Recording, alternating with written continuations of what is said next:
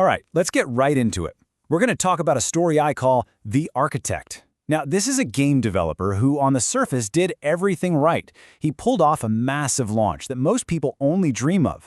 But what came next was a total, catastrophic collapse. And trust me, this isn't just about some failed game. It's a huge cautionary tale about the hidden cracks in a business plan that can bring the whole thing crashing down. 100,000. I mean, just let that number sink in for a second. In the crazy competitive world of mobile games, getting 100,000 new people to download your app on day one, that's a massive win. For The Architect, this was supposed to be the victory lap. The marketing, the hype, the downloads, it all worked. On paper, he'd already won the game. But that big, shiny number is hiding a much, much darker story. And here is just how fast that dream turned into a nightmare. You go from 100,000 users at launch down to just 40,000 only 2 days later. That's a 60% loss in 48 hours. We're not talking about normal user churn here. This is a full-on hemorrhage. The party was over before it even really started. So you have to ask the big question, what on earth went wrong? It wasn't the marketing. The marketing was a home run. The real failure was way deeper, and it was rooted in 3 critical leaks in the business model itself. These were leaks that were draining users, profits, and even partnerships, one right after another. So let's break them down. Okay, leak number 1 is the one that hits first and hits hardest, the rotten foundation. We're talking about a total technical collapse. You know, a game that just constantly crashes, an interface that's so confusing it makes you want to throw your phone, or servers that just can't handle the traffic you just paid a fortune to create. And this isn't just a coding problem, you guys. It's a mindset problem that started way before anyone wrote a single line of code. Let's be super clear about what this is. Technical failure is the catastrophic loss of your users and your money, all from flaws you could have prevented. Just think about it for a second.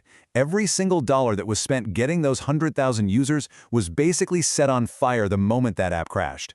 You only get one first impression, and for 60,000 people, that impression was, this thing is broken. You know, this quote from Brian Tracy just absolutely nails the root cause here. The law of correspondence basically says that what happens on the outside is a mirror of what's going on inside. So a buggy, unreliable app, that's a direct reflection of a broken internal process, a mindset that puts speed way ahead of stability.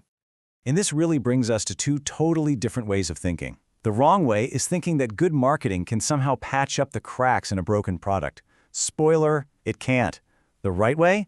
That's treating technical strength like it's a matter of survival, because it is. It means you're building a rock-solid foundation from day one, so when those 100,000 users actually show up, you're ready for them. So what about the 40,000 users who actually stuck around?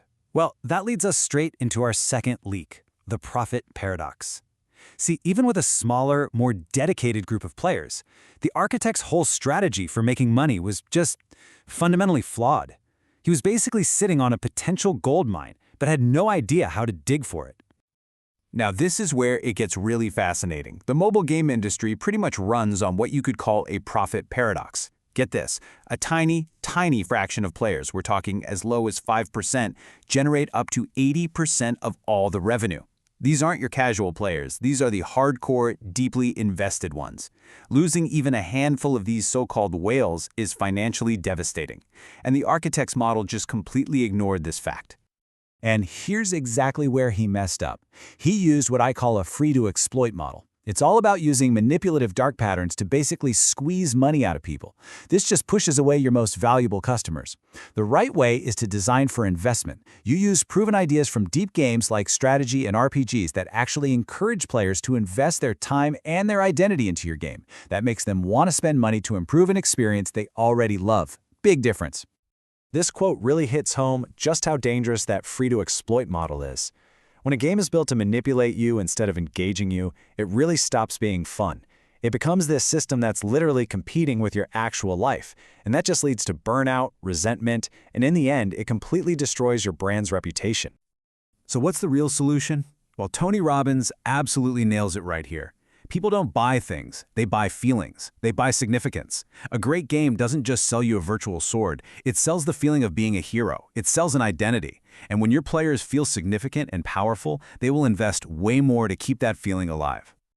Okay, so the third leak is where the damage really starts to spread. The failure isn't just inside the game anymore, now it's infecting business relationships. And specifically, it's poisoning the relationship between the client and their marketing agency, turning partners into scapegoats. This leaky bucket idea explains the problem perfectly. The marketing agency, the strategist, did its job. It delivered 100,000 users just like it promised. But the client's business was a leaky bucket. Because of all the technical problems and the bad monetization, every new customer was basically worthless. So the client sees this terrible return on investment, immediately blames the strategist, and fires them. The marketer ends up being the scapegoat for the architect's bad design. So, how does a marketing agency avoid falling into this trap?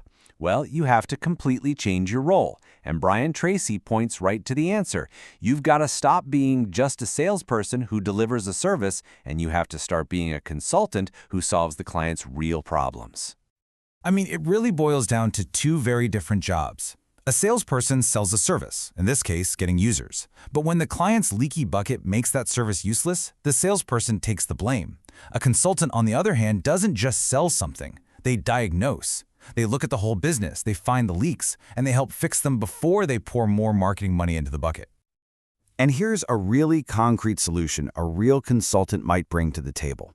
Something called a loss absorption mechanism. Just imagine, the business always loses about $20,000 from things like churn. Well, a smart mechanism, like a VIP subscription model, can create passive revenue that directly cancels out those predictable losses. All of a sudden, the business is stable and profitable before the big marketing push even starts. It's brilliant. And really, this all comes down to one single goal. As the legendary salesman Jordan Belfort would put it, the whole point of a sale is to transfer certainty. A consultant's job isn't just to bring in users, it's to make the client feel absolutely certain that their entire business model is solid. That certainty, that's the foundation of a real, long-lasting partnership. All right, let's wrap all this up. If you want to avoid the same fate as the architect, it's not about fancier marketing or adding more bells and whistles. It's about making some really fundamental shifts in your mindset. It's about understanding the simple but incredibly powerful math of certainty. So, here are the three big takeaways. First, you've got to shift your focus from just acquiring users to creating genuine lasting value for them. Second, stop trying to exploit player psychology and learn how to actually engage it. And third, if you're an agency, stop just selling a service and start building a real partnership by solving your clients' deepest challenges. And that just leaves us with one last question for you to think about. Whether you're building a game, a product, or a whole company, I want you to take a really hard look at your own plans. What's the biggest leak in your blueprint? Because finding that leak and fixing it, well, that's the difference between building something that lasts and watching it all fall apart.